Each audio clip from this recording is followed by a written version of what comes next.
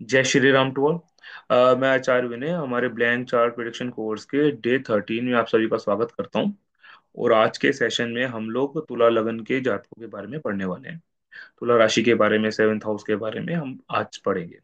और अपने core topic को शुरू करने से पहले अपने अपने गुरु का नाम ले लेते हैं, उनका ध्यान कर लेते हैं और फिर हम अपने सेशन की शुरुआत करते हैं। तो जैसा कि आप लोगों को मैंने बताया, हम लोग अभी अब तक हम लोग कन्या तक कवर कर चुके हैं। ठीक है। तो आज हम लोग शुरू करेंगे तुला।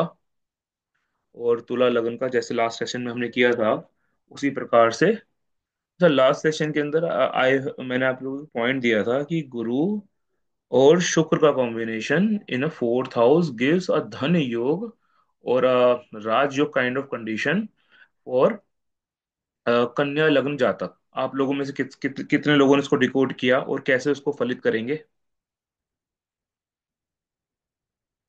आप में से किसी ने काम किया इस वाले सूत्र पर? ये मैंने लास्ट सेशन में आपको होमवर्क दिया था। आप में से मुझे पूरा विश्वास है कि आप में से किसी ने नहीं किया होगा। किसी ने किया है तो बताइए।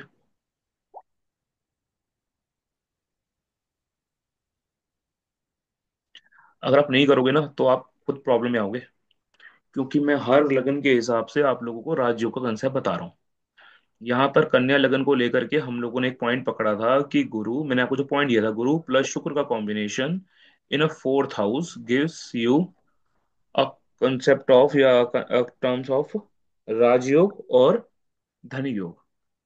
कैसे इसको फलित कैसे करेंगे, कैसे इसको, अगर आपको मान लो अपने क्लाइंट को बताना हो तो कैसे बताओगे? मान लो कन्या लगन का व्यक्ति आपके सामने आके बैठा हुआ है। ठीक है। तो एक तो मैंने बोला था कि एक सबसे इंपॉर्टेंट क्या है, ये व्यक्ति अपने ऊपर सेल्फ डाउट ना रखे। क्योंकि जब भी ये व्यक्ति अपने ऊपर सेल्फ डाउट रखेगा ना तो इसको समस्या आएगी। ठीक है। ये फिर जो लगन का मजबूत होना बहुत जरूरी है ना। अब सेल्फ डाउट होगा तो लगन कमजोर होगा, लगन कमजोर होगा तो फिर राजयोग या धन योग फलित नहीं होंगे। दूसरा, राजयोग धन योग को फलित करने के लिए बहुत इंपॉर्टेंट क्या है, सूर्य और चंद्रमा का भी स्पेशल रोल होता है, इनको स्ट्रांग होना चाहिए। तो अब क्या करना है, फोर्थ हाउस के अंदर लगाना है। ठीक है। फोर्थ हाउस के अंदर आपको लगाना है। कैसे लगाओगे? एक लाइन में आपको सामने वाले को उपाय देना है, सिंगल सिंगल लाइन कि आपको ये करना है, इस ये आप करोगे तो आपका मतलब राजयोग समझ लो फलित होगा। बताइए मुझे कैसे करोगे? जो भी आपके मन में है ना, जो भी आपके मन में बात आ रही है वो बोलना शुरू करो। यही प्रॉब्लम है, जब मैं आपको बोलने का मौका देता हूँ ना तो आप में से बहुत लोग सिर्फ शांत रहते हैं। अब और क्लास के अंदर आप अपने पॉइंट्स नहीं रखोगे, डाउट्स लेकर के नहीं आओगे तो फिर वो सोल्यूशन निकलेगा नहीं। फिर आप ढाक के तीन बात वाली बात है, आप जब घर बैठ के चार्ट देख रहे होगे तो समझ में कुछ आएगा नहीं। सर, सूर्य को जल चढ़ाने से। सूर्य को जल चढ़ाने की बात तो मैंने बोली, मैं तो मेरे को तो शुक्र और गुरु एक्टिवेट करना है फोर्थ हाउस में। ओके। देखो कैसे करते हैं। देखो पहले फोर्थ हाउस देखो, हाउस क्या है, फोर्थ हाउस है। जी सर। फोर्थ हाउस की सिग्निफिकेशंस देखो, फोर्थ हाउस की सिग्निफिकेशंस क्या है? फोर्थ हाउस मदर, प्रॉपर्टी में, व्हीकल्स और सुख। मदर, प्रॉपर्टी, आगे हाँ, घर बोलो, आगे बोलो, सुख मेंटल स्थान है। पीस। हाँ, मेंटल पीस, सुख स्थान भी है, व्हीकल भी है।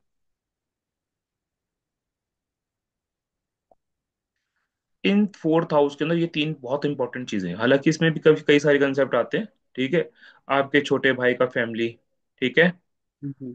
आपकी वाइफ का प्रोफेशनल एरिया। जी। आपकी मदर, आपकी प्रॉपर्टी, आपका घर। ठीक है। अगर मैं फोर्थ हाउस को अपना घर मानता हूँ, ठीक है, तो मेरे घर के अंदर गुरु और शुक्र का कॉम्बिनेशन लगना चाहिए। जी। घर के अंदर गुरु और शुक्र का कॉम्बिनेशन कैसे लगता है? बहुत इजी है, बहुत इजी। गुरु को ना प्राण वायु बोलते हैं, प्राण वायु। प्राण वायु यानी कि ऑक्सीजन बेसिकली। जी। ठीक है। अगर मेरा पूरा घर, मतलब मेरे घर का पूरा एरिया प्रॉपर वेंटिलेटेड है, जैसे मेरे घर में प्रॉपर एयर का सर्कुलेशन है।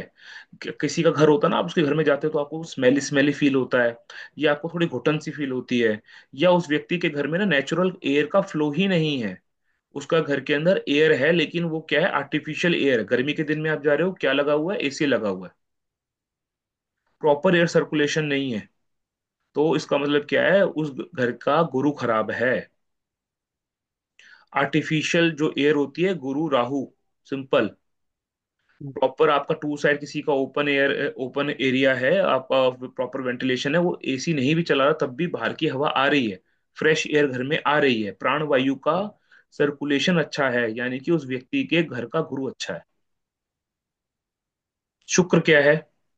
शुक्र है घर का हाइजीन। हमारे घर के अंदर हमारा घर प्रॉपर क्लीन होना चाहिए, घर का वॉशरूम क्लीन होना चाहिए, किचन साफ हो, जो हमारा बेडरूम है वो साफ सुथरा हो। मतलब जब हम घर की क्लीननेस पर, घर के हाइजीन पर प्रॉपर वर्क करते हैं, तब हमारे घर का गुरु और शुक्र दोनों कॉम्बिनेशन एक्टिवेट होता है।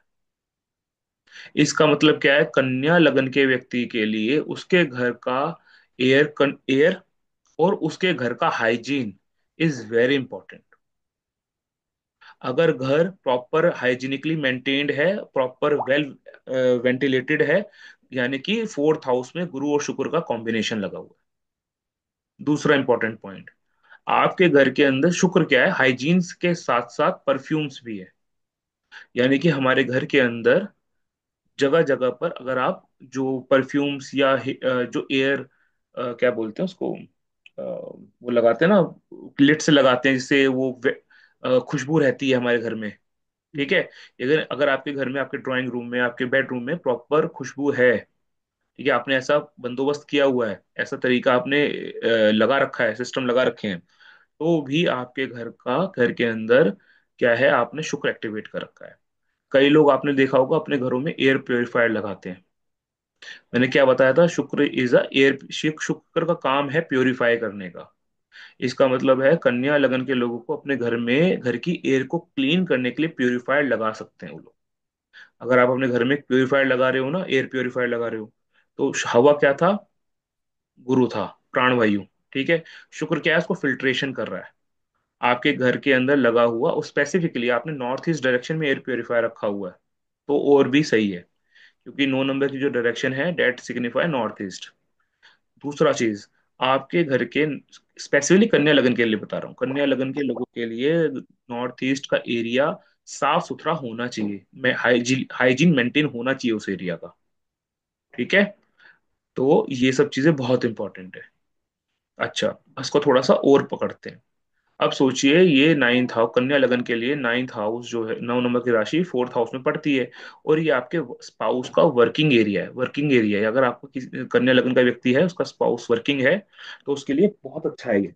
क्या कि वो अपने प्रोफेशनल एरिया को नीट एंड क्लीन रखे, अपने ऑफिस को बहुत साफ सुथरा रखे, वहां पर एक अच्छा सा मतलब रोज फ्रेग्रेंस हो, सैंडलवुड फ्रेग्रेंस हो, मतलब अच्छा फ्रेग्रेंस हो। सैंडलवुड फ्रेग्रेंस होगा तो बहुत ही अच्छा है। उसके पीछे कारण क्या है, क्योंकि मैंने बताया था ना आपको कि कन्या लगन के लोगों के लिए जो राहु है वो प्रॉब्लम क्रिएट करता है, और चंदन जो होता है ना उसका सॉल्यूशन होता है। ठीक है,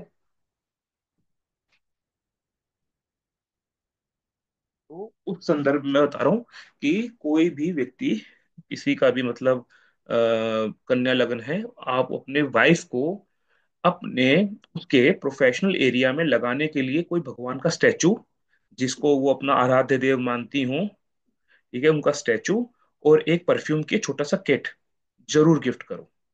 क्योंकि जैसे ही वो अपने आराध्य का फोटो अपने प्रोफेशनल एरिया में स्टैब्लिश करेंगी, और प्लस वहां पे थोड़ा सा खुशबू वाला ये हाइजीन मेंटेन करेंगी, आपके नाइन्थ हाउस में गुरु और शुक्र एक्टिवेट हो गया। बहुत मुश्किल तो नहीं है ना? सिर्फ इतना करने से ना, इतना करने से आप देखोगे धीरे धीरे समय के साथ साथ ना आपको गेन्स मिलने शुरू हो जाएंगे।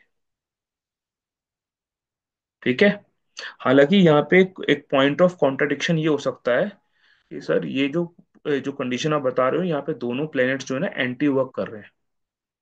ठीक है, दोनों प्लेनेट एंटी वर्क कर रहे हैं, मतलब यहाँ पे गुरु और शुक्र का कॉम्बिनेशन है, लेकिन वास्तव में देखा जाए तो ये दोनों प्लेनेट क्या है, ये दोनों प्लेनेट ना गुरु हैं, मतलब ये दोनों प्लेनेट ना आपको एनर्जी देते हैं कुछ सीखने की।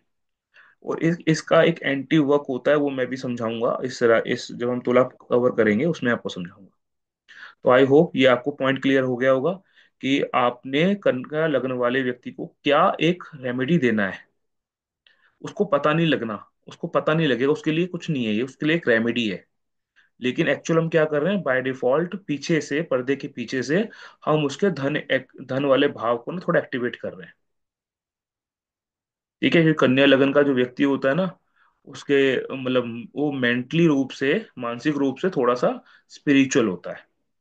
ठीक है। तो एक तो ये कंसेप्ट हो गया। दूसरा, अब एक और काम कर लेते हैं। अब हम शुरू करते हैं अपना कन्या लगन। कन्या लगन को शुरू, माफ कीजिए, तुला लगन, उसको शुरू करने से पहले हम लोग इसको थोड़ा सा रिमूव कर देते हैं।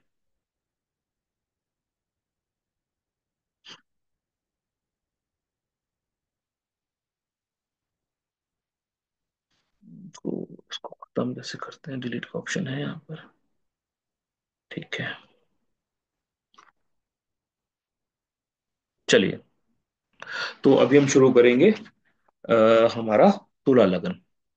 तो तुला लगन के बारे में वैसे आप कुछ जानते हो तो बताइए, अपनी अपनी जो प्रीवियस नॉलेज है वो थोड़ा शेयर कीजिए।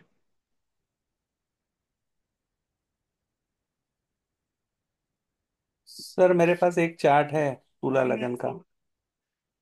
अच्छा, ठीक है। अभी हम ना कुछ पॉइंट डिस्कस करेंगे। उन जी। पॉइंट्स को आप कोरिलेट करने की कोशिश कीजिएगा, क्योंकि तुला लगन ना बहुत, मतलब तुला राशि भी बहुत इंपॉर्टेंट राशि है। और जी। सही बताऊं, तुला राशि ना बहुत क्रिटिकल राशि है। जी। बताता हूँ क्यों क्रिटिकल है। ये राशि इतनी क्रिटिकल, मतलब वैसे मेरे को तो डर लगता है वृश्चिक राशि से लगता है, लेकिन जो बैलेंस होता है ना इस राशि का, वो बड़ा डिफिकल्ट होता है। ये राशि से बैलेंस नहीं हो पाती चीजें। ठीक है। तो चलिए शुरू करते हैं अपने चार्ट को। और इम्पोर्टेंट क्या है ना, ये राशि जो है ना, इट इज अ राशि ऑफ पब्लिक अपीयरेंस। ठीक है। तो let it be publicly appeared. सभी लोग आप अपना ना पब्लिक अपीयरेंस दे दो। अपना अपना कैमरा ऑन कर लो। बिलीव मी, आपके लिए ना ये राशि ना एक्टिवेट हो जाएगी अभी। ठीक है। तो सबसे पहले हम तुला राशि के बारे में पढ़ लेते हैं। तुला राशि जो है ना, जब आप इसका स्ट्रक्चर देखोगे ना, तो आपको क्या दिखेगा, आपको इसके स्ट्रक्चर में ना एक एक स्केल दिखेगा, बैलेंसिंग स्केल दिखेगा। वो होता है ना जो, जिससे हम तोल मोल करते हैं, तो वो वाला वेइंग स्केल दिखता है। और कभी भी आप कोई सामान परचेस करने जाओ, जीरो जीरो स्केल कभी नहीं हो पाता। ठीक है, कभी भी आप खरीदने जाओ, इवन दो इलेक्ट्रॉनिक स्केल भी होगा ना, आप देखोगे इलेक्ट्रॉनिक स्केल में भी ना जीरो जीरो बहुत रेयर चांस में होता है। चाहे 1 ग्राम ही एक्स्ट्रा क्यों ना हो जाए, या 1 ग्राम कम ही क्यों ना हो जाए, वो बैलेंस होना ना, वो जो वेइंग बैलेंस करने वाला कंसेप्ट है ना, वो बहुत डिफिकल्ट होता है। इसीलिए तुला राशि या तुला लग्न वाले व्यक्ति के लिए ना balance banana is very important. इसीलिए मैंने बोला एक क्रिटिकल राशि है। क्यों? क्योंकि हमेशा बैलेंस नहीं बन पाता। लेकिन जिसने ये बैलेंस बनाने का मास्टर कर लिया ना, उसको फिर लाइफ में कुछ चाहिए भी नहीं। ठीक है। तो ये जो राशि है, जैसा कि मैंने आपको बताया, ये राशि हमें क्या बताती है, ये राशि हमें बताती है चॉइसेस के बारे में। क्योंकि देयर आर टू स्केल्स, में दो हिस्सा है ना, एक में आपने वेट रखना है और एक में आपने जो क्वांटिटी है या जो आप आइटम ले रहे हो वो रखना है। तो हमेशा आपके सामने ना चॉइसेस रहते हैं कि जब भी ये राशि एक्टिवेट होती है ना, बीसीपी में भी, बिल्कुल चक्र पद्धति के अकॉर्डिंग भी, अगर आपको किसी भी स्टेज के अंदर ये राशि एक्टिवेशन में दिख रही है ना, तो believe me you will gate 2 choices out of that. जैसे हमने अभी कुछ टाइम पहले ना, दीपा मैडम ने एक चार्ट दिया था। उस चार्ट के अंदर ना हमने देखा था, वो व्यक्ति ना मेष लग्न का व्यक्ति था, और उसके सप्तम भाव में गुरु था, वो भी वक्री। ठीक है। और उस व्यक्ति का ना 7th हाउस एक्टिवेशन में था एट दैट टाइम। तो जब भी 7th हाउस एक्टिवेशन में जाएगा ना, now you will have a choice. अब आपके सामने ये चॉइस आएगा ही आएगा कि अब आपको क्या चुनना है। But you have to choose. तो चॉइस जब भी 7 नंबर एक्टिवेट होगा, आप यू विल गेट चॉइस। ठीक है। जब भी 7 नंबर का हाउस एक्टिवेशन में आएगा ना, you will get some opportunity. आप अपॉर्चुनिटी आपके सामने कोई ना कोई जरूर क्रिएट हो जाएगी। 7 नंबर का राशि जब एक्टिवेट होता है, 7 नंबर का राशि या 7th हाउस जो है ना, वो आपको मैरिज फंक्शंस के बारे में दिखाता है स्पेसिफिकली। ये जो राशि है, ये राशि का एनर्जी देखो कैसा है। ये राशि का जो एनर्जी है ना, वो ठंडा है, कोल्ड है। तो सैटर्न इस राशि में आकर के एक्सॉल्टेड हो जाता है ना, बताओ मुझे, 7 नंबर की राशि में जो सैटर्न आएगा वो एग्जॉल्टेड हो जाएगा ना। क्यों? यस। जो सैटर्न है ना वो कोल्ड प्लेनेट है, तो उसको कोल्ड प्लेनेट वाला जो एरिया है वही पसंद आएगा ना। तो ये जो राशि है ना, ये आपके घर के जो भी ठंडा करने वाले इक्विपमेंट्स है ना उसको दिखाती है। जैसे फ्रिज हो गया आपके घर का, आपके घर का एसी हो गया, एयर कंडीशनर। तो ये दोनों चीजें क्या है, क्योंकि ये कोल्ड एनवायरनमेंट को दिखाती हैं। तो आपके घर का, जैसे हम पढ़ते हैं ना कि भाई घर के अंदर कौन सा हिस्सा क्या है, उसी प्रकार से जो लिब्रा वाला एरिया जहाँ पे आपका एसी रखा हुआ है ना, जहाँ पे आप आजकल तो हर घर में हर रूम में एसी लगे होते हैं, स्पेशली फ्रिज वाला एरिया ना, डेट इज योर 7 नंबर की राशि। ठीक है। अब होगा एफ्लिक्शन कैसे, देखो मान लो किसी व्यक्ति का ना एयर कंडीशन खराब हो रहा है, किसी व्यक्ति का ना फ्रिज खराब हो रहा है। आपने क्या करना है, जैसे आप सुनोगे ना कि यार मेरे घर का ना फ्रिज खराब हो गया, तुरंत क्या करो, उस व्यक्ति का चार्ट कास्ट करो, और उस टाइम का गोचर कास्ट करो, और गोचर से देखो नेटिव के होरोस्कोप में सेवेंथ ना 7 नंबर की राशि जहां पर भी होगी है ना, जैसे सेवेंथ हाउस हो ना वो एफ्लिक्शन में जा रहा होगा। अब टेक्निकल प्रॉब्लम है ना, टेक्निकल प्रॉब्लम है, और इलेक्ट्रिकल इक्विपमेंट्स है, तो कौन प्लेनेट प्रॉब्लम क्रिएट करेगा? राहु मंगल प्रॉब्लम क्रिएट कर सकता है, टेक्निकल प्रॉब्लम। तो ये मैंने को क्या बताया, एक सूत्र बताया है, इस सूत्र को याद रखना। ठीक है। अच्छा, 7 नंबर की राशि हो गई, ये मतलब ये तुला राशि हो गई, या आपका सेवेंथ हाउस हो गया, ये क्या है ना, ये व्यक्ति को उस व्यक्ति के बेडरूम बेडरूम लाइफ को या मैरिड लाइफ को भी शो करती है। Quality of the marriage is represented by specifically by the तुला राशि, लिब्रा राशि। ठीक है। किसी व्यक्ति का आपको नेटल चार्ट के अंदर 7 नंबर ना एफ्लिक्शन में दिख रहा है, मैं बोलता जड़ की प्रॉब्लम और जीव की प्रॉब्लम, जड़ की पीड़ा और जीव की पीड़ा। ठीक है। जब भी शुक्र एफ्लिक्शन में जाता है तो हम क्या बोलते हैं, इस व्यक्ति का मैरिड लाइफ में इशू है। सिंपल। कभी हमें क्वालिटी ऑफ मैरिज हमें देखना होता है, भले ही शुक्र सप्तमेश ना हो, सेवंथ लॉर्ड ना हो, लेकिन फिर भी शुक्र इज अ कारक ऑफ मैरिज। तो किसी व्यक्ति का ना सप्तम भाव एक्टिवेशन में है, ये बीसीबी का भी टेक्निक में साथ के साथ डिस्कस कर रहा हूँ। किसी व्यक्ति का आपने सेवंथ हाउस एक्टिवेशन में देख लिया, किसी व्यक्ति का सेकंड हाउस एक्टिवेशन में देख लिया, किसी व्यक्ति का आपने third house fourth house activation में देखा, फिफ्थ हाउस एक्टिवेशन में देखा। ठीक है। तो जब, और 11th हाउस को भी चलो जोड़ लो, ठीक है। तो second, fourth, fifth and seventh and 11th, जब भी आपको ये भाव एक्टिवेशन में दिखेंगे, there are chances of marriage ना। लेकिन मैरिज होगा नहीं होगा, उसके लिए बड़ा इंपॉर्टेंट रीजन पता है क्या है? इन हाउसेस की एक्टिवेशन के प्लस में आपको शुक्र का एक्टिवेशन देखना है, कि बाय एनी मीन, बाय दोहरा गोचर और बाय द जो हमने एक्टिवेशन देखा है कि कौन सा भाव कैसे कैसे कनेक्टेड होता है, तो उस मीन के थ्रू कहीं पर शुक्र एक्टिवेशन में है या नहीं है। अगर जिस भी साल में जिसमें second, fourth, fifth, seventh, 11th activation में जा रहे हैं, और उसी टाइम में आपको उन हाउसेस पे बेनिफिक इफेक्ट दिख रहा है, प्लस आपको वीनस का एक्टिवेशन दिख रहा है, then only you can confirm कि भाई इस व्यक्ति का ना मैरिज हो रहा है। ठीक है। ऐसा नहीं है कि सप्तम भाव देखा तो हाँ भाई तुम्हारा तो मैरिज होने वाला है, अरे दुकान भी खुल सकती है, उसका बिजनेस भी स्टार्ट हो सकता है, रिटेल का काम भी कर सकता है वो उस ड्यूरेशन में।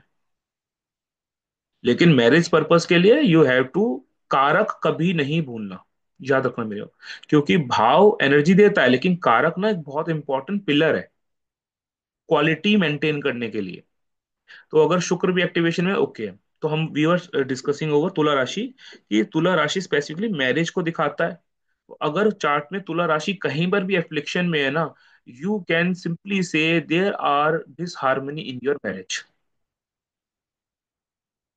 भले ही फिर वो आदमी उस बात को माने चाहे ना माने, आपको अपना काम करना है। कभी भी ना, सामने वाला अगर डिनाई भी कर रहा है ना कोई चीज को, आपने उसको ब्लंटली एक चीज बोला और सामने वाला डिनाई कर रहा है, तो भी आपको घबराना नहीं है। Have faith on your technique, it is a fundamental technique. कि अगर सप्तम भाव या सेवेंथ ये तुला राशि एफ्लिक्शन में जाएगी, देर आर मैरिटल डिस्कम्फर्ट। ठीक है। अच्छा, सप्तम भाव ये तुला राशि ना ब्रांडेड क्लोथ को भी दिखाती है, ब्रांडेड आर्टिकल्स को दिखाती है, परफ्यूम्स को दिखाने वाली राशि है। तो कहीं पर भी एक बात हमेशा याद रखना, 7 नंबर का भाव आपको एक्टिवेट करना है ना, मान लो कोई व्यक्ति, चलो मैं बाय डिफॉल्ट टेक्निक एक्टिवेशन की बात बताता हूँ। आपको किसी कोई व्यक्ति लगता है, तो मैंने बोला 7 नंबर की राशि ना मैरिज को दिखाने वाली राशि। ठीक है, भले ही वो सप्तमेश सप्तम भाव में आए या ना आए, अगर आपको किसी व्यक्ति का मैरिज को प्रपोज करवाना है ना, मैरिज को एक्टिवेट करवाना है ना, तो आप जहां पर भी जिस भी भाव में 7 नंबर की राशि है ना, उस भाव के अंदर आप एक्टिवेशन करवा दो। And the simplest activation of Libra is done by perfumes. ठीक है, वो कैसे एक्टिवेशन, 2 लेवल पे एक्टिवेशन बताता हूँ। एक तो है जड़ की एक्टिवेशन और एक जीव की एक्टिवेशन। 7 नंबर की राशि कुंडली में जिस भी भाव में हो, क्या बोल रहा हूँ, 7 नंबर की राशि कुंडली के जिस भाव में हो, ठीक है, उस भाव के जीव को परफ्यूम्स गिफ्ट करो दो। क्या बोल रहा हूं मैं, 7 नंबर की राशि कुंडली के जिस भाव में हो उस भाव के जीव को, मतलब गिफ्ट सम परफ्यूम। और वो इत्र इत्र लेवल पे होना चाहिए, अल्कोहल बेस्ड नहीं होना चाहिए। ठीक है, तो जैसे ही आप ये काम करोगे ना, आपने क्या किया, आपने उस भाव में सप्तम भाव की एक्टिवेशन कर दी, आपने लिब्रा को एक्टिवेट कर दी। और याद रखना हमेशा, जब लिब्रा एक्टिवेट होता है तो कुछ ना कुछ उसका इफेक्ट शुक्र पे जाएगा, पॉजिटिव इफेक्ट शुक्र पे जाएगा। और जब शुक्र एक्टिवेट होगा तो 2 नंबर का राशि भी एक्टिवेट होगा। लेकिन बिवेयर, क्या बिवेयर कर रहा हूं मैं आपको, काल पुरुष की कुंडली में सप्तम भाव और second house and seventh house both are मारक बाय नेचर। ठीक है, तो हर एक चीज के प्रोज एंड कॉन्स आपको ध्यान में रखना चाहिए। तो जब भी आप 7 नंबर का भाव एक्टिवेट करवाओगे ना, तो there are subtle some kind of discomfort would be there, though you are activating the 7 number का भाव, लेकिन वो भाव, वो 7 नंबर की राशि, लेकिन वो राशि किसी जीव के लिए ना मारक स्थान है। एग्जाम्पल के तौर पे, मान लो आपने कर्क लग्न ही ले लिया, कर्क लग्न ले लिया। ठीक है, अब मुझे पता है ना कर्क लगन के लिए सप्तम भाव जो है ना वो मदर के एरिया में आएगा, फोर्थ हाउस में आएगा। तुला राशि, कर्क लगन के लिए जो तुला राशि है वो फोर्थ हाउस में आएगी। अब मुझे क्या है ना, मुझे ना ये अब हाउस एक्टिवेशन में चाहिए। तो मैं क्या करूंगा, मैं ना अपने मदर को परफ्यूम्स दे सकता हूँ, मैं अपनी मदर को व्हाइट क्लोथ, अच्छे ब्रांडेड क्लोथ परचेज करवा के दे सकता हूँ, एज अ गिफ्ट दे सकता हूँ। और जैसे ही मैं ब्रांडेड क्लोथ या परफ्यूम मदर को गिफ्ट करूंगा, तो उससे क्या होगा, वो हाउस एक्टिवेशन में जाएगा। लेकिन वो हाउस छोटे भाई के लिए मार्क स्थान है, थर्ड से सेकंड है ना। और आपको याद होगा मारक और बाधक सीरीज के अंदर मैंने बहुत स्पेसिफिकली बताया था, मारक ग्रह हमेशा आपको मारेगा, इट इज नॉट नेसेसरी। मारक भाव आपकी जीवन के लिए बहुत इंपॉर्टेंट है, तो इसको याद रखना। हर पॉइंट को दिमाग में रखना होता है। मारक भाव क्या है, वो मेरी सस्टेनेंस के लिए बहुत इंपॉर्टेंट है। इस भाव में वो क्षमता है कि अगर ये भाव पिटा तो मेरी जान पे आफत आएगी। ठीक है, इसीलिए मारक भाव एक्चुअल में क्या है, हमारा बहुत इंपॉर्टेंट रिसोर्स है जिसके बिना हम नहीं जी सकते। तो भाई की फैमिली का इशू ट्रिगर हो सकता है, भाई के फैमिली, क्योंकि सेकंड, थर्ड टू सेकंड है ना फोर्थ हाउस। भाई की फैमिली में फिर हम भी इन्वॉल्व हो सकते हैं अगर मैरिड है तो, अगर मैरिड नहीं है तो, अदरवाइज मदर तो है ही। ठीक है, आपका जब भी कर्क लगन वाला व्यक्ति फोर्थ हाउस को ट्रिगर करेगा, इस राशि को ट्रिगर करेगा, तो उसका सस्टेनेंस का, उसका प्रोफेशनल या उसका वेल्थ का भी इशू हो सकता है। उसका वेल्थ का इशू सॉल्व होगा या कुछ ना कुछ प्रॉब्लम आएगा, लेकिन होगा जरूर। उसके प्रोफेशन से रिलेटेड, वेल्थ से related something very important, something very significant would be activated, और उसका रिजल्ट आपको पता लगेगा। अगर भाई किसी कर्क लगन वाले ने ऐसा एक्टिवेशन किया, तो और उसके भाई का वेल्थ का कुछ ऊपर नीचे हो रहा है या वेल्थ का कुछ इंक्रीमेंट कुछ हो रहा है, वेल्थ से रिलेटेड कोई इवेंट हो रहा है, इसका मतलब आपका वो जो ट्रिगर आप कर रहे थे ना वो ट्रिगर हो गया है। अगर उसका वेल्थ ट्रिगर होगा तो आपका मैरिज भी ट्रिगर। ठीक है, ये एक सटल एग्जांपल से मैंने आपको बताया है। लेकिन हर उपाय को करने से पहले, हर एक्टिवेशन करने से पहले आपको देखना है। क्योंकि अगर मैंने कर्क लगन वाले व्यक्ति के लिए फोर्थ हाउस एक्टिवेट करवाया है, तो उस वो एक्टिवेशन का रिजल्ट छठे और आठवें में भी जाएगा। फोर्थ हाउस से सिक्स हाउस बोले नाइन्थ हाउस, और एट्थ हाउस हो गया, इलेवेंथ हाउस। तो अगर कर्क लगन वाले व्यक्ति ने फोर्थ हाउस एक्टिवेशन किया तो उसका रिजल्ट, उसका इम्पैक्ट ना आपको नाइन्थ एंड इलेवेंथ हाउस में भी मिलेगा। नाइन्थ हाउस फादर का है, इलेवेंथ हाउस आपके बड़े भाई बहन का या आपके सोशल सर्कल का है, वो इफेक्ट जरूर आएगा। और आप वहां पे राशि देख लो कि क्या राशि वहां पर पड़ने वाली है। वहां पे एक नंबर 12 नंबर की राशि और एक नंबर पे 2 नंबर की राशि, अगर कर्क लगन की एग्जाम्पल को आप कंसिडर करो तो। ठीक है, कर्क लगन के लिए नाइन्थ हाउस में 12 नंबर की राशि आती है। ठीक है, यानी कि फादर 100% किसी ना किसी गुरु के आश्रम में जाएंगे।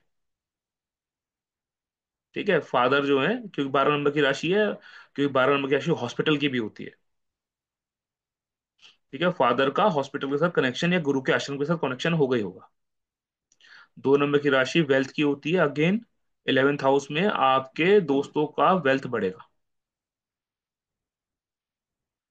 ठीक है, तो ऐसा कुछ ना कुछ कॉम्बिनेशन आपको लगता हुआ, आपको जो भी, जिसको भी आप कोई रेमेडी करवाओगे ना या खुद करोगे ना, तो ये चीजें आपको नोट करनी है कि भाई मैं ये काम कर रहा हूँ ना, ये काम करने से ना ये इवेंट हो सकता है। उसको नोट करो और फिर ऑब्जर्व करो। ठीक है, चलो वापस आ जाते हैं तुला पर। तो ये तुला राशि का जो कंडीशन है ना, ये ना वो है बैलेंस बनाने वाला कंडीशन है। ये व्यक्ति ना बैलेंस नहीं बना पाता। Balance banana is very difficult for the. अब आपके सामने मैंने तुला लग्न का चार्ट बना रखा है, आप सोच के देखो, मैंने आपको ना 5-6 राशियां पढ़ा दी हैं। यहाँ पे कुछ गलती हुई है क्या? यहाँ पे 6 आएगा ना, 6। ठीक है, आपको मैंने 6 राशियां पढ़ा दी हैं, तो you can either predict a single single prediction for the all the 6 houses. भाई 7 नंबर का चार्ट है, 7 नंबर का लग्न बना हुआ है, 1 नंबर का राशि 8 6 7th हाउस में है। तो मेरा एक सिंपल प्रिडिक्शन है कि भैया आपका हस्बैंड जो होगा, आपका स्पाउस जो होगा ना, वो व्यक्ति थोड़ा सा गुस्से वाला हो सकता है। यानी, या दूसरा पॉइंट मैं क्या बोलूंगा, आई कैन से कि आप अपने विवाह में को कुछ ना कुछ नया जरूर करोगे। There is something new with in your family, जो आपकी फैमिली में अभी तक कोई नहीं हुआ। दूसरा prediction, there are some anger issues with your spouse. आपका मैरिज के अंदर प्रॉब्लम आएगा। किस चीज का मैरिज है? वो गुस्से का मैरिज, गुस्से का प्रॉब्लम है, ईगो का प्रॉब्लम है। आप कुछ इनिशिएट कर, आपका जो स्पाउस है ना, वो ऐसा व्यक्ति होगा जो कभी भी कुछ इनिशिएट करने से पहले सोचेगा नहीं, पहले इनिशिएट कर देगा फिर सोचेगा।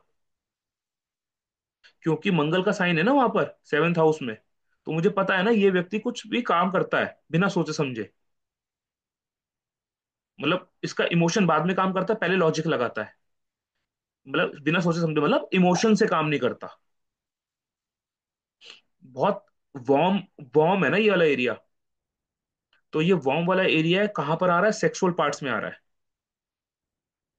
7th house is house of sex also ना, आपका प्राइवेट पार्ट है ना ये।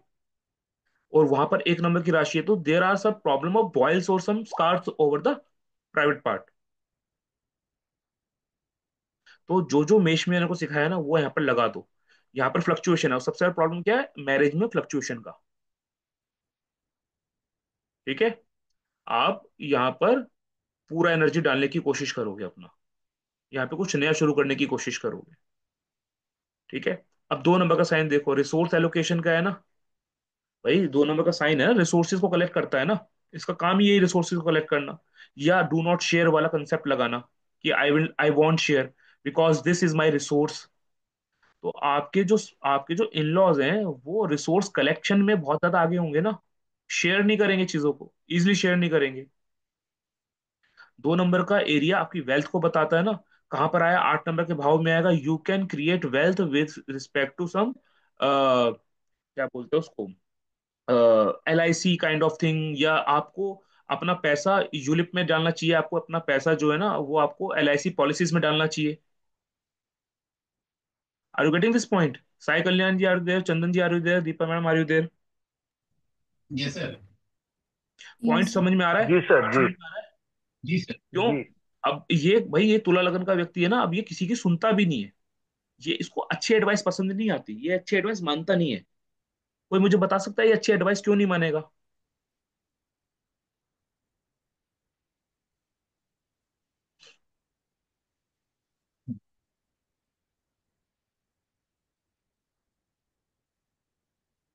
चलो मैं बताता हूँ। एडवाइस कौन से प्लैनेट से मतलब देखा जाता है, कौन सा प्लैनेट एडवाइस देता है? गुरु। मर्करी, कम्युनिकेशन का मर्करी। मरकरी तो कम्युनिकेशन करवाता है, एडवाइस कौन देता है? गुरु। गुरु, जुपिटर और हाँ, ठीक है। जुपिटर एडवाइस देता है ना। और ये जो ये लगन वाला व्यक्ति है ना, ये एडवाइस को मानता नहीं है। क्यों? इसका जो रूलिंग प्लेनेट है ना वो शुक्र है। गुरु करेक्ट। एंड शुक्र बोथ आर एनिमिटी प्लैनेट्स।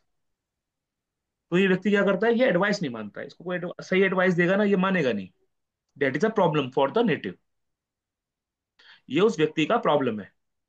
कभी भी आप देखो, ये लोग ना एडमिट रहते हैं, मैंने तो सोच लिया ओके है। ठीक है। अच्छा, तो हमने एक पॉइंट पकड़ा भाई, 8th हाउस में 2 नंबर का राशि आ रहा है। 2 नंबर का राशि क्या है? फैमिली है। और ये एरिया क्या है? इनहेरिटेड प्रॉपर्टी का है। तो there are some chances of inherited property ना। उसके रिवर्स में देखो, 2nd हाउस में देखो, 8 नंबर का राशि है। Again family, wealth, 8 number inheritance. ठीक है। तो इनहेरिटेड प्रॉपर्टी का कुछ ना कुछ केस इनका साथ रहेगा। 3 नंबर का साइन देखो, 3 नंबर का साइन में मैंने क्या बताया था आपको? बताओ जी, बताओ। ड्यूअल। 3 नंबर। हाँ ठीक है, ड्यूल नेचर, वेरी गुड। और एक पॉइंट तो ना बताए थे, मल्टीपल पॉइंट्स बताए थे। आपका हॉबी। क्यों भूल जाते हो? वो समझ में नहीं आता, भूलते क्यों आप लोग? या तो आप रिवाइज नहीं करते हो। आपको पॉइंट्स दिए हुए हैं, उन पॉइंट्स को नोट्स में अपने अपने राइटिंग में नोट्स पे बनाओ। अदरवाइज आपको प्रॉब्लम रहेगा। सम सिंपल सी बात है, dual nature it is a practical. ये मतलब जो राशि है वो प्रैक्टिकल थिंकिंग की है। दूसरा, ये राशि जो है ये आपकी हॉबीज को दिखा रहा है, आपके एफर्ट्स को दिखा रहा है, आपके मेंटल पीस को खा रहा है, मदर से डिटैचमेंट दिखा रहा है। अब ये छोटे छोटे पॉइंट्स अगर आप भूलोगे, बार बार भूलोगे, तो फिर कैसे चलेगा? तो अब ये व्यक्ति एफर्ट्स कहाँ पे डाल रहा है? हायर लर्निंग में एफर्ट डाल रहा है या नहीं डाल रहा है, मुझे बताओ। Yes sir. तुला लगन का व्यक्ति हायर अपने जो एजुकेशन है ना, अपनी हायर एजुकेशन को लेकर के बहुत ज्यादा अपना एफर्ट डालता है। जी तीन सर। नंबर का राशि जो है, मिथुन राशि जो है, it is directly connected with your subconscious mind. It is your hand, basically right hand है आपका। Are you getting this point? Yes sir. तो तुला लगन के व्यक्ति के लिए उसका उसका जो एजुकेशन है ना, उसका जो सबकॉन्शियस माइंड है ना, it is directly connected with the higher learnings. इसका सबकॉन्शियस माइंड है ना, इसका subconscious mind love kind of things के साथ कनेक्टेड है, चिल्ड्रंस के साथ कनेक्टेड है। अब मैं लव और चिल्ड्रन क्यों बोल रहा हूँ? पंचम से पंचम है ना ये। Yes sir. ठीक है। इस व्यक्ति का सबकॉन्शियस माइंड जो है ना, अपने स्पाउस के जो सिबलिंग्स हैं उनके साथ कनेक्टेड है ना। Father, subconscious mind is connected with father, yes sir. Studies, higher studies. There is a मतलब ये व्यक्ति को चैन नहीं मिलेगा। सबकॉन्शियस माइंड क्या होता है? आपको चैन से जीने नहीं देगा, आपका थॉट प्रोसेस है।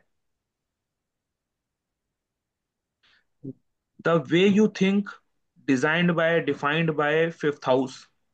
Your mental peace is defined by 4th house. The way your think thought process, जो आपका थॉट प्रोसेस है, that is derived by 3rd house. And it is very important. You have an hobby of studying. ये आपको hobby क्या बन गया आपका, कि मुझे अब हायर स्टडीज करना है, मुझे अपने नाम के आगे डॉक्टर लगाना है। PhD is come from 5th house, 9th house. Are you getting this point? Yes sir. ये बड़े बेबी स्टेप्स हैं। अगर आप ये बेबी स्टेप्स लेना नहीं सीखोगे, तो you can not predict in at advance level. Planet तो है नहीं ना, यहाँ पे कोई प्लेनेट नहीं है। We are just talking about blank की चार, ये राशि है यहाँ पर पड़ रही है, ये इवेंट होना चाहिए। और बेबी स्टेप प्रिडिक्शन करने से कोई प्रॉब्लम नहीं होती। ठीक है, आगे आ जाओ। अब मैंने आपको 4 नंबर का राशि पढ़ाया था, मैंने बोला ये it is your mother, it is your emotion. यहाँ पर व्यक्ति लॉजिक कम इमोशन ज्यादा लगाता है। तो डोंट यू थिंक सो कि ये व्यक्ति अपना इमोशन अपने प्रोफेशन से जोड़ करके रखता है, is very emotional at the professional level? Yes और नो? Yes sir. मुझे ना एक पॉइंट ऐसा बताओ with respect to कर्क राशि, because कर्क राशि is placed in 10th house and it is very important for the native to understand, जिसका भी ये कर्क ये तुला लगन है, तुला लगन के व्यक्ति के लिए एक पॉइंट आपको विद रिस्पेक्ट टू प्रोफेशन बोलना है। सोच के बताओ, कर्क राशि यहाँ पर बैठी हुई, कर्क राशि के पॉइंट्स को रिवाइज करो। कर्क सर राशि क्या बोलती सर एक पजेसिवनेस भी आ जाती है अपने काम के प्रति। है? हाँ बिल्कुल हो सकता है, डर लगता है। मेरे पास दो चार्ट्स जो है ना, दोनों में वही मैं ऑब्जर्व करता हूँ कि उनको, मतलब मैंने जो किया, nobody should take the credit, मतलब वो एक पजेसिवनेस भी आती है। बिल्कुल आता है, because you are emotionally connected. जब आप you are connected so deeply with something, तो you generate a such sort of, मतलब एक फीलिंग पैटर्न आ जाता है पॉजेसिवनेस का, इनसिक्योरिटीज का। जी। क्योंकि जो जो क्योंकि मदर जो होती है ना, वो इनसिक्योर होती है अपने बच्चों को लेकर के। जहां पर भी आपको 4 नंबर लगाना है ना, वहां पर तीन मैं आपको की पॉइंट दे रहा हूँ, कभी भी फेल नहीं होंगे। And believe me, you will predict brilliantly in that case. First point, you are you shares या you face a nurture nature of mother in that house, जहां पर भी कर्क आ रहा है, आपको वहां पर नर्चर करना है। और जब आप नर्चर करते हो तो आप सेक्रीफाइस करते हो लाइक मदर। ठीक है, जब आप किसी चीज को नर्चर करोगे, बच्चे को पाल पोस के बड़ा करोगे लाइक मदर, तो आपको कई बार प्रॉब्लम भी फेस करनी पड़ेगी। ठीक है, दूसरा, इमोशनली आप वहां पे काम करते हो। तीसरी बहुत इंपॉर्टेंट पॉइंट, जहां पर ये 4 नंबर का राशि लगा हुआ है, चंद्रमा लगा हुआ है, और वहां पर एफ्लिक्शन हो, you a native is tend to do some illegal unethical work in that house wherever the Kirk or Chandrama is sitting. The condition is that there should be some affliction, otherwise आप sacrifice करोगे, nurture करोगे उस house को, emotionally connect होगे उस house से। क्योंकि चंद्रमा के ऊपर चंद्रमा is a planet of losses, चढ़ता बढ़ता है, घटता बढ़ता है। तो चंद्रमा 4 नंबर का राशि जहां पर है, वहां पर there are chances of losses, you will lose something. ठीक है, यू विल लूज समथिंग। क्या लूज होगा? आपका डिग्निटी लूज होगा, प्रोफेशनल डिग्निटी लूज होगा, अगर एफ्लिक्शन है और आपने कुछ अनएथिकल कर दिया तो। You are emotionally connected, you tend to nurture that house like a mother. ये 3 पॉइंट कभी भी फेल नहीं होगा, कहीं पर भी 4 नंबर को लगा के देख लेना। एफ्लिक्शन आएगा, एलिगेशन लगेगा, लॉस होगा, the native tend to do some unethical work over there।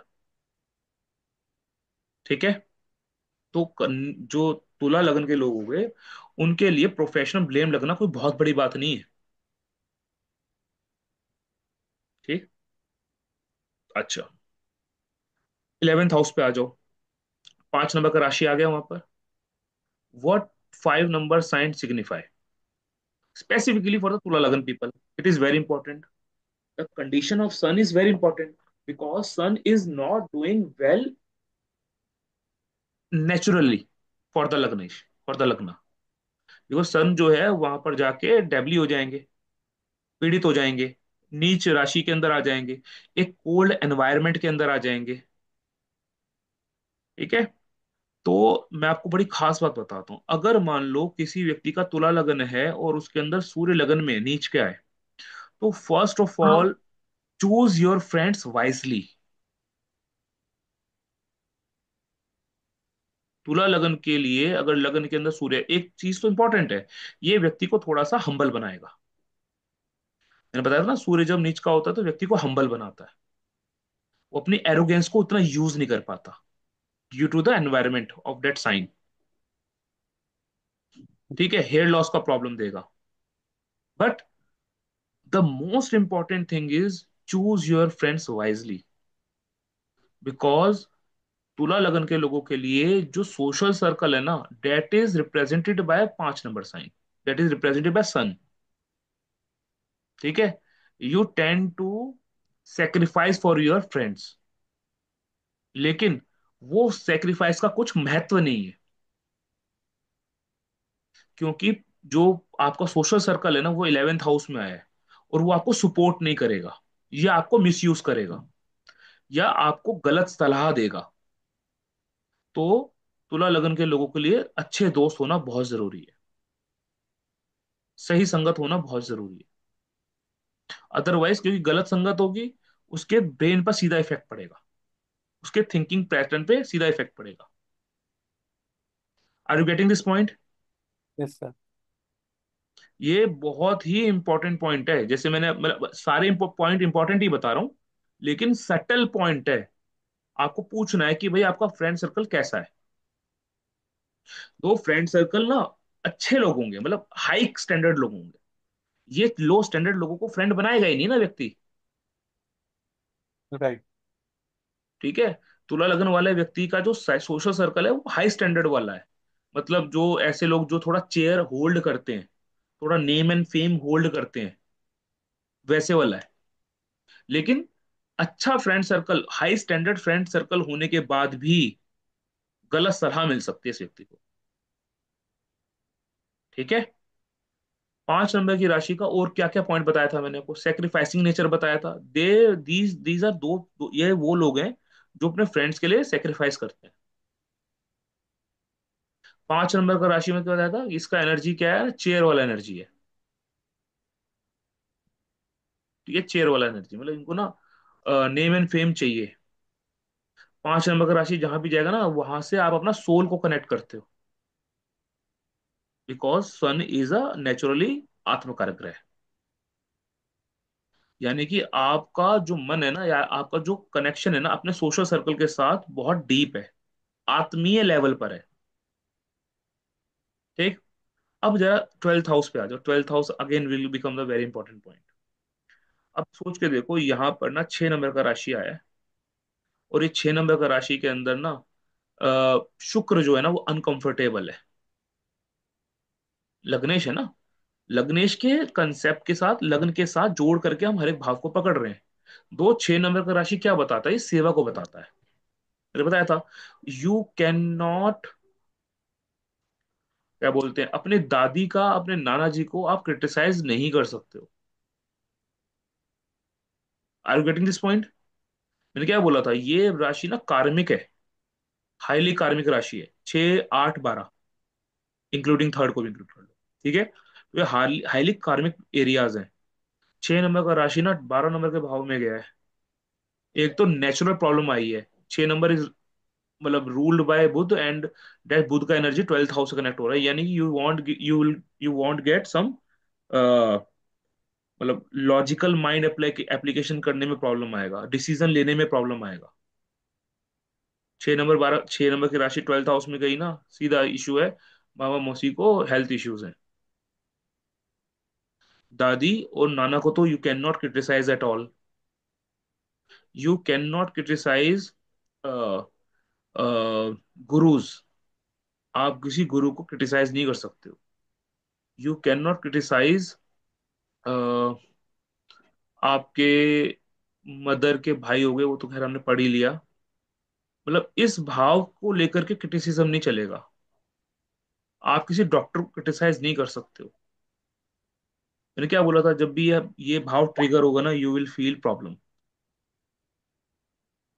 You will feel problem. और स्पेसिफिकली ये बीमारी के हॉस्पिटलाइजेशन में जाने का एरिया है। ये व्यक्ति ने डॉक्टर्स को क्रिटिसाइज किया तो सीधा सीधा ये फिर हॉस्पिटल जाएगा।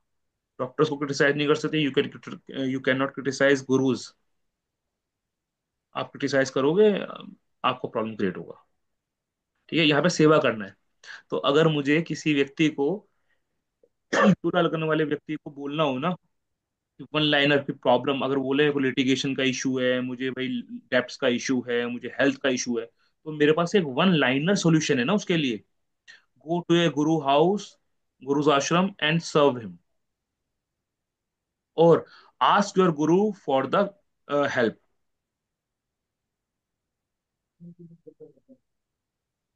ठीक है, आपको समझ में आ रही है बात? आपको सीधा वन लाइनर देना है कि भाई आपका प्रॉब्लम सॉल्व हो जाएगा, गो टू ए गुरु आश्रम, सेवा करो वहां पर, क्योंकि इट इज अ राशि ऑफ सेवक ना, सेवक का राशि है। आपको यहां से या तो हेल्प लेनी है या इनको हेल्प करना है, क्रिटिसाइज नहीं कर सकते, you can not criticise. Clear हो रहा है पॉइंट? तो मेरे पास सीधा एक एक एरिया है ना, कि भाई आपको क्या करना है, आपको सीधा जा करके अपने गुरु का सेवा करना है, आपको समाज के निचले लोगों को हेल्प करना है।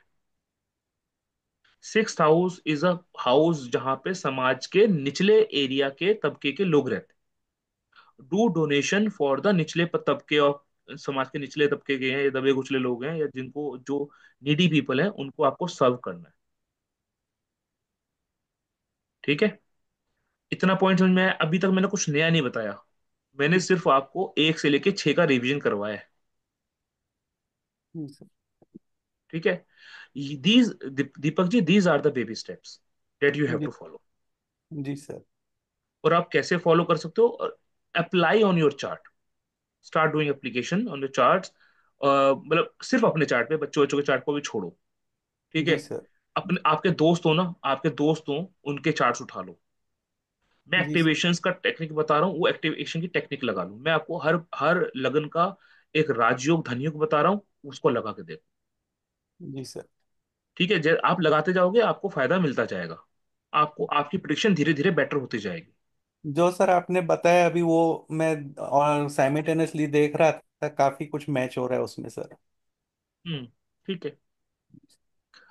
तो अब वापस आते हैं अपने मेन पॉइंट पे। जो तुला तुला राशि का जो एनर्जी है ना, वो बिजनेस पार्टनरशिप्स का है, रिटेल बिजनेस का है, day to day basis income का है। मैं फील कर सकता हूँ सर, मेरा हेडेक बहुत हो रहा है आज, पता नहीं हाँ, you can leave, no problem, आप जा सर। सकते हो, कोई कोई इशू नहीं है। आप रिकॉर्डिंग सुन लीजिएगा। जी सर, ठीक है, थैंक यू। No issue. ठीक है, तो वी आर ऑन की भाई तुला लगन का जो जो कंडीशन है ना, वो क्या बताता है, वो ना डिजायर्स को भी दिखाता है। क्यों? क्योंकि ये जो हाउस है ना, एक काम त्रिकोण का इंपॉर्टेंट हाउस है, 3 7 11। It is a house of public appearance. तो जब भी आप पब्लिक अपीयरेंस देते हो ना, whenever you will get a chance to stand in public and to deliver something, हर बार आप अपना तुला जो राशि जो है वो एक्टिवेट कर रहे होते हो। आप किसी के मैरिज फंक्शन को अटेंड करते हो ना, तो आपका भी साथ, मतलब आपका भी ये एरिया एक्टिवेशन में जाता है। वेल्थ को दिखाने के लिए भी ये बहुत इंपॉर्टेंट, तो ये सिंपल सा है ना, ये शुक्र का राशि है ना, इंपॉर्टेंट है। ठीक है, तो आपका पब्लिक इमेज, आपका public appearance is based on तुला राशि। जहां पर भी आपका ये राशि जाएगा वहां पर पब्लिक में आप दिखोगे, सिंपल। तो 2 नंबर का राशि था, वो भी कहीं ना कहीं मासिक से जुड़ता है। 4 नंबर का राशि है, वो भी मासिक से जुड़ता है। ठीक है, तो मैरिज का क्वालिटी हम यहाँ से देखते हैं, मैंने आपको बता दिया। यहाँ से हम अपने क्या बोलते हैं, पब्लिक अपीयरेंस को देखते हैं, हम अपने डिजायर्स की फुलफिलमेंट भी देखते हैं, और यहाँ से हमारा सेकंड चाइल्ड भी देखा जाता है इस राशि से। तो the major important concept with respect to Tula is your pending karma with respect to, कि भाई आप ना बैलेंस बना पाते हो नहीं बना पाते हो। तो बैलेंस इज वेरी इंपॉर्टेंट कार्मिक लेसन फॉर द तुला राशि और तुला लगन पर्सन। तुला लगन पर्सन के लिए मैं बताया कि भाई बैलेंस बनाना बहुत इंपॉर्टेंट है। क्यों? क्योंकि उसका मेंटल लेवल ही ऐसा है। दूसरा, तुला राशि कुंडली के जिस भाव में जाएगी, native will always and always have tendency to make balance in that भाव। व्यक्ति का ना जीवन खर्च हो जाएगा उस भाव के अंदर ना बैलेंस क्रिएट करने में, जहां पर भी तुला राशि आपकी जा रही है। ठीक है, आप अपने अपने चार्ट्स में देख लो कहां पर तुला राशि है। तो वहां जहां भी तुला राशि आएगी ना, you need to make balance over there, और कोई आपके पास ऑप्शन रहेगा नहीं, you have to make balance. अभी लग रहा है कहीं पर तुला राशि आपकी आ रही है, वहां पर आपको बैलेंस बनाने का जरूरत पड़ता है।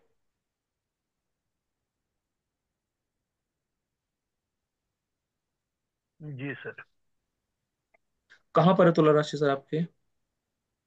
सेकंड हाउस में। ठीक है, okay. Need to balance between wealth and family. ठीक है। अच्छा, वापस आते हैं अपने पॉइंट के ऊपर। तो तुला का मैंने आपको पॉइंट बताया, ठीक है। तुला का पॉइंट क्या है? चॉइसेस मेक करना। ठीक है, तुला जो है ना वो चॉइसेस को दिखाता है, क्रिएटिव साइन है ये। ठीक है। और जहां पर भी ये राशि आएगी, you can not win in that area. आप कभी भी उस एरिया में ना जीत नहीं सकते हो। कहीं कहीं कहीं पर भी आएगी, आप मल्टीपल चार्ट्स में लगा के देखो, आपके नोन चार्ट्स उसमें लगा के देखो, जहां पर भी ये राशि आएगी वहां पे यू कैन नॉट विन। वहां पर ना हमेशा क्या होता है, वहां पे हमेशा सुलह होती है, संधि होती है बेसिकली। खैर, संधि के लिए हम थर्ड हाउस को ज्यादा देखते हैं, ठीक है, बिकॉज वहां पे बुध वर्क करता है। तो लेकिन एक इंपॉर्टेंट पॉइंट क्या है कि जहां पर भी लिब्रा आ रहा है वहां पे आपको एज पर विन विन सिचुएशन के फॉर्म में आपको वहां पे समझौता करना पड़ता है। There are lot of checklist over there. अगर तुला लगने वाले लोगों के दिमाग में ना क्या क्या पता क्या, चेकलिस्ट बहुत लंबी है, बहुत लंबी चेकलिस्ट आएगी। मतलब उनके दिमाग में ना बहुत सारे ऑप्शंस हैं जिनको उनको फुलफिल करना है। ठीक है। नेगोशिएशन को दिखाता है, मतलब सुलह को दिखाता है, विन विन समझौते को दिखाता है। तो कहीं ना कहीं आपको समझौता करना पड़ता है। अब मान के चलो कोई व्यक्ति का ना मीन मीन लग्न है। ठीक है, मीन लग्न का व्यक्ति है, तो मुझे बताओ मीन लग्न के व्यक्ति के लिए तुला राशि कहाँ पर आएगी?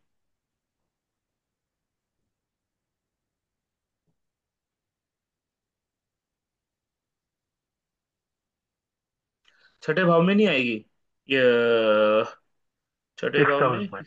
सिक्स हाउस में आएगी ना। तो मीन लगन के व्यक्ति के लिए 7 नंबर की राशि कहाँ पर आई?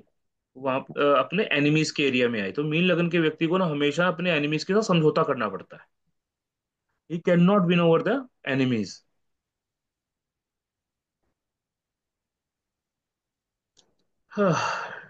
एक मिनट रुकिएगा।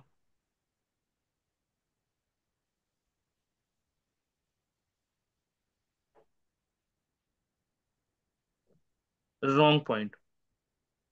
मीन लगन के लिए 7 नंबर की राशि ना अष्टम भाव में आएगी। ये बहुत इंपॉर्टेंट चीज है। वहां पे छठे भाव का इंटरप्रिटेशन गलत था, एट्थ हाउस में पड़ेगी। ठीक है। आप मीन लगन बनाओ 8 नंबर की, 4 8 12 होता है ना, 4 8 12 होता है।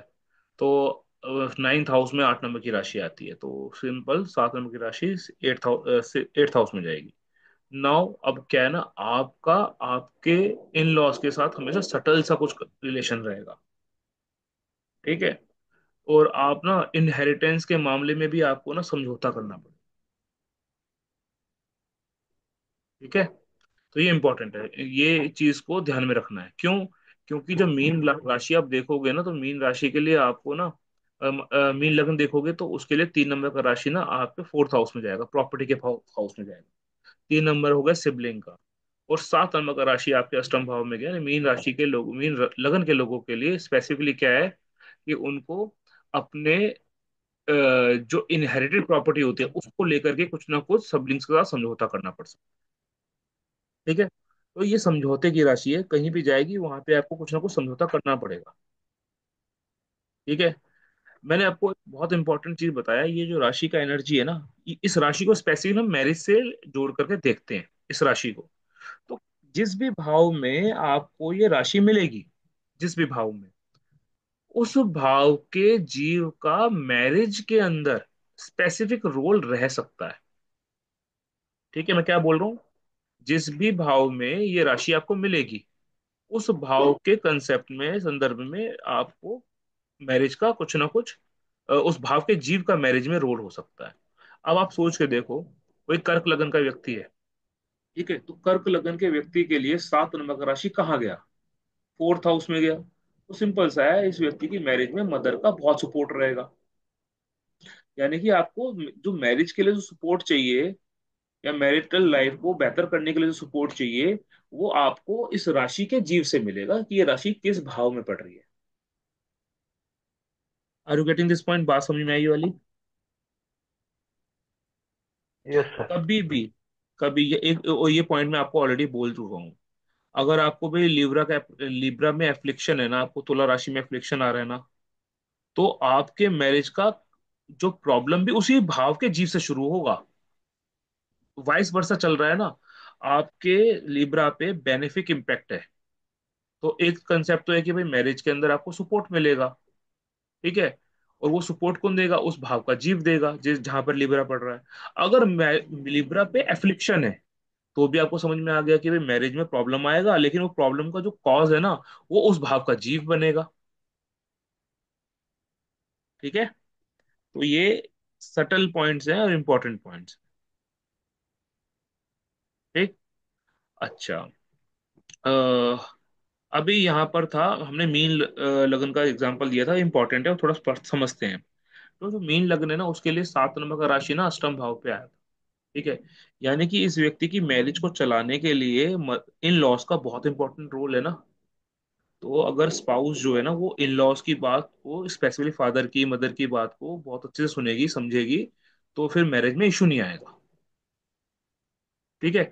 जैसे अभी हमने एग्जांपल दिया था, उस एग्जाम अभी दो पास्ट क्लास में हमने एग्जांपल देखा था। भाई वही मेष लगन का चार्ट था, सप्तम भाव में गुरु थे, वक्री थे, और 6th हाउस में मंगल और शनि वक्री थे।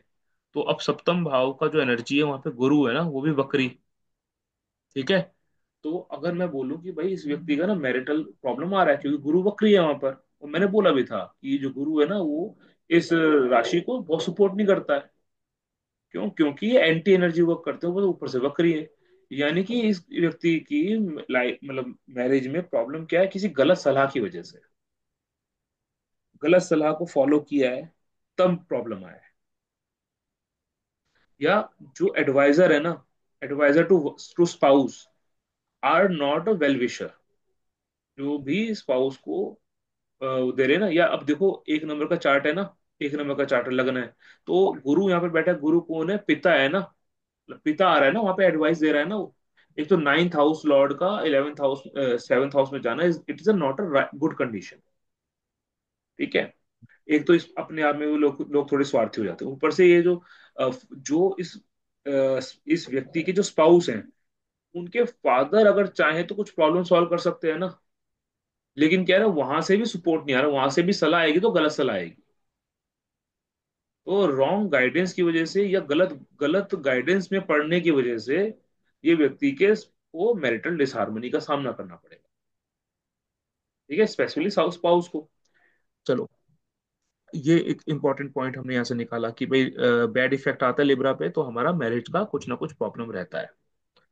अच्छा, एक कंडीशन है, वो कंडीशन आप सोच के देखो, यहाँ पर ना कभी भी जो 7 नंबर का राशि है, उसमें मैंने बता चुका ऑलरेडी, अफ्लिक्शन आता है, जैसे वहां पे राहु केतु का एक्सेस होगा, मंगल होगा, शनि तो फिर भी ठीक है, शनि डिले करता है, डिनायल नहीं करवाता। लेकिन हाँ, मंगल का इफेक्ट है, तो कहीं ना कहीं लड़ाई झगड़ा हो रहा है, ठीक है। वो कंडीशन जो है लड़ाई झगड़े में जा रही है। राहु केतु का है, केतु आ जाए सप्तम भाव में, तो व्यक्ति का विवाह करने का वैसे ही मन नहीं करता। राहु आ जाए 7 नंबर के राशि के अंदर, तो क्या होता है, ये कोई ना कोई कॉम्बिनेशन बन जाए, तो उन्हें पता लग जाता है कि ये व्यक्ति जो है एक गलत संगत में फंस गया है। राहु गलत संगति देता है बेसिकली, ठीक है।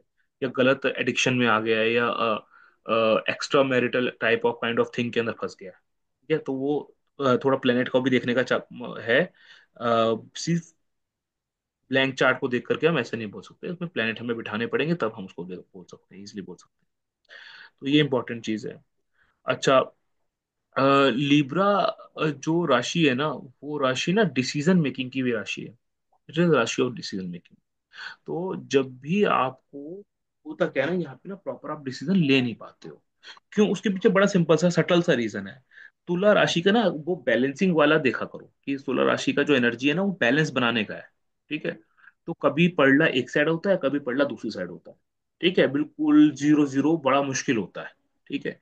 इसी वजह से जो शेकी मूवमेंट है ना, उस राशि का मूवमेंट शेकी है, तो जिसकी वजह से व्यक्ति ना स्पेसिफिकली डिसीजन मेकिंग में डिफिकल्टी फील करता है। और यही इसका रेमेडी भी है। तुला राशि जहां भी पड़े ना, उस भाव के संदर्भ में ना आप अपने डिसीजंस को जल्दी लो, फर्म रहो, स्ट्रांगली लो। जब आप उस भाव के संदर्भ में डिसीजंस को जल्दी, क्विकली और फॉर्मली लेते हो ना, तब आपका वो तुला राशि के अंदर बैलेंस बनना शुरू होता है। और जब वो बैलेंस बनना शुरू होता है तो व्यक्ति को प्रॉब्लम कम आता है। ठीक है, ये बहुत इंपॉर्टेंट पॉइंट है। तुला राशि इज अ राशि ऑफ वैलिडेशन। ठीक है, ये वैलिडेशन का राशि है।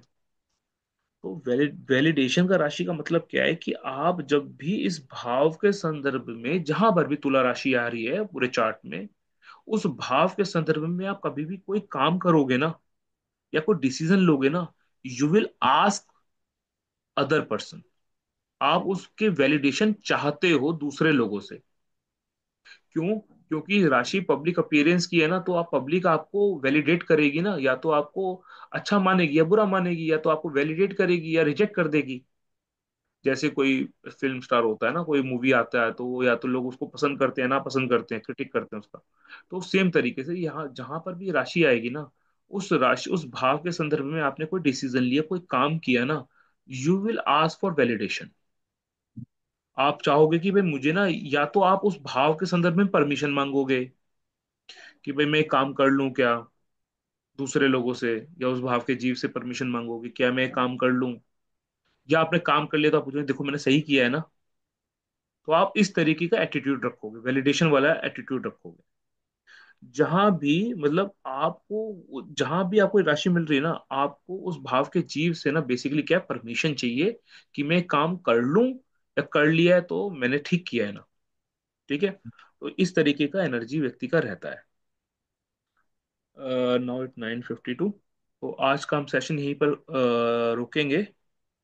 कोई पॉइंट समझ में आया आपको जो पॉइंट्स बता रहा हूँ? कोई डाउट तो नहीं है उसमें? सर एक डाउट है। सर हाँ जी। अगर तुला लगन ही है, तो what will the person have to maintain the balance between, वो समझ नहीं आया लाइक। अब हाँ, मैं समझता हूँ, मैं समझ गया। अब सोच के देखो, तुला लग्न ना व्यक्ति के कहा ब्रेन में है, व्यक्ति के ब्रेन जी में। सर। तो और ब्रेन से क्या है ना, हम अपने थॉट प्रोसेस को बेसिकली क्या करते हैं, हम अपने थॉट प्रोसेस को बैलेंस करने की कोशिश करते हैं। प्रॉब्लम ये रहता है तुला लगन के लोगों के लिए कि the person will think in in both the ways.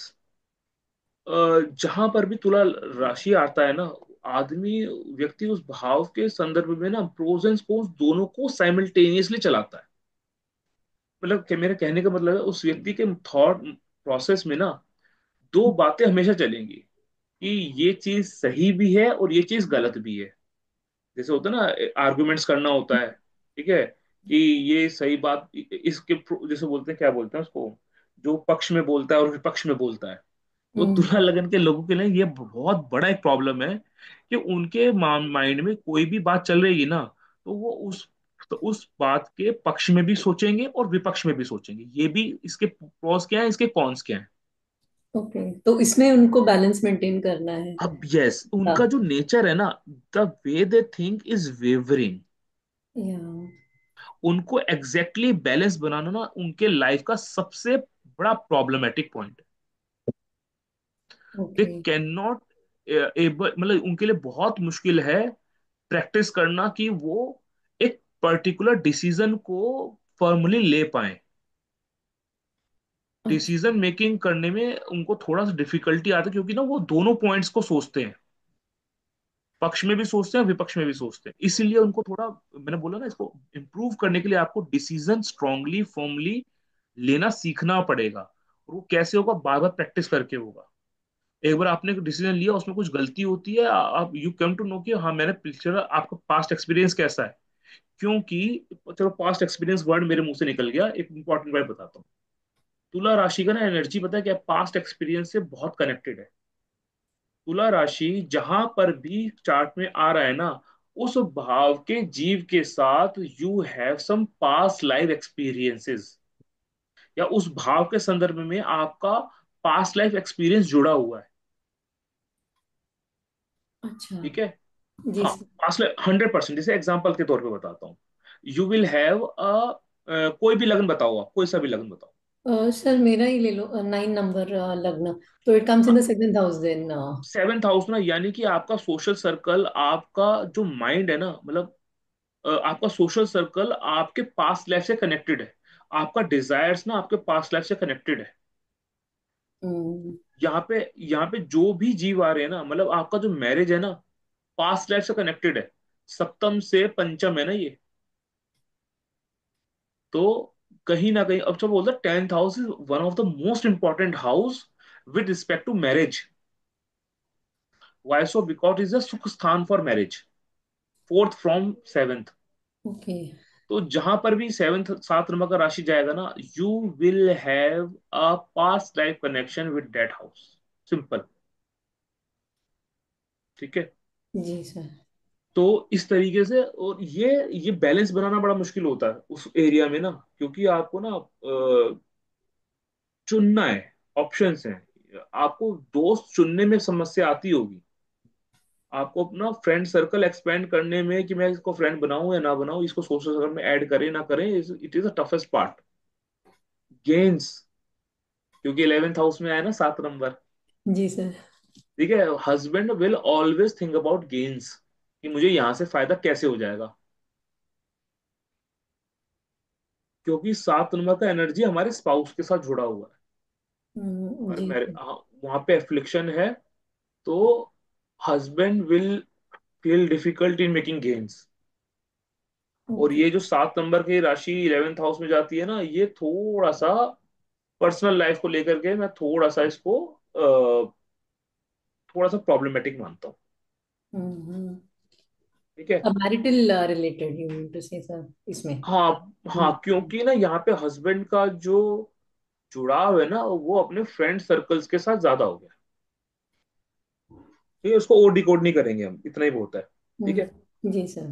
तो लेकिन 7 नंबर का एनर्जी है पास्ट लाइफ का, ये डेट इज फॉर श्योर।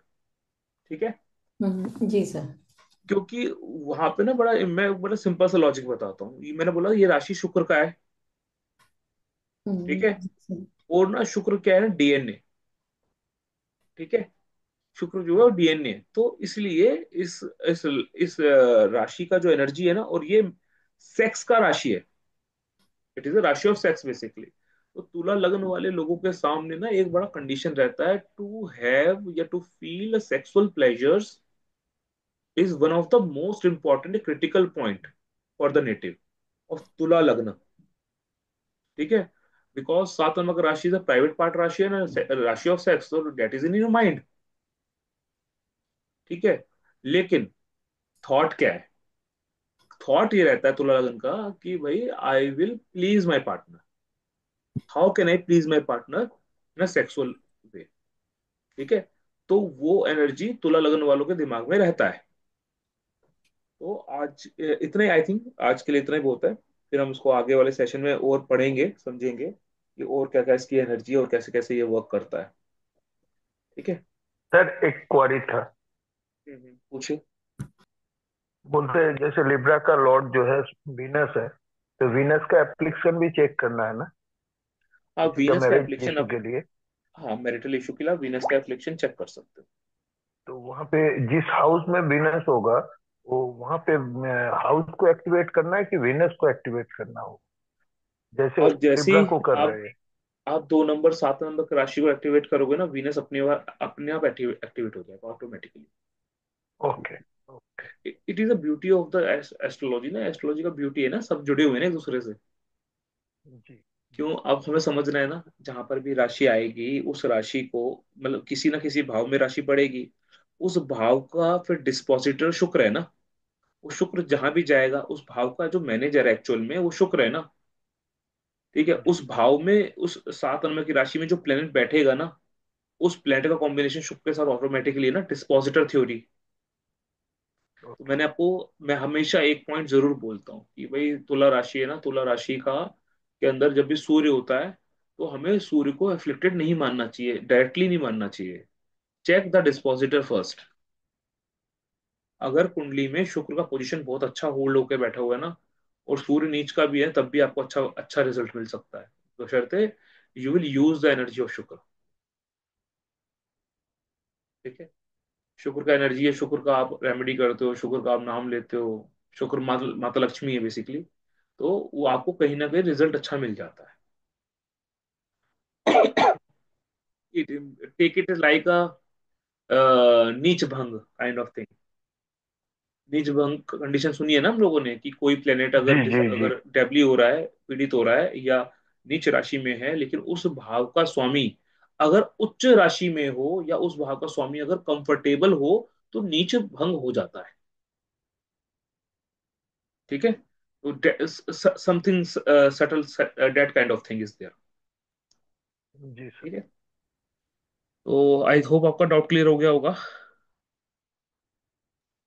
हाँ जी। ठीक है। तो अब हम बाकी का हम नेक्स्ट क्लास के अंदर हम कवर अप करेंगे। आज की तारीख हो गई, आज 1 तारीख है, 2 3, ठीक है, 3 तारीख को हम कवर करेंगे। ठीक है, बाकी कंसेप्ट। तो आज के लिए इतना ही। ठीक, चलिए। जय श्री जय राम। श्री जय श्री राम जय sir, Shri thank you so much. जय श्री राम।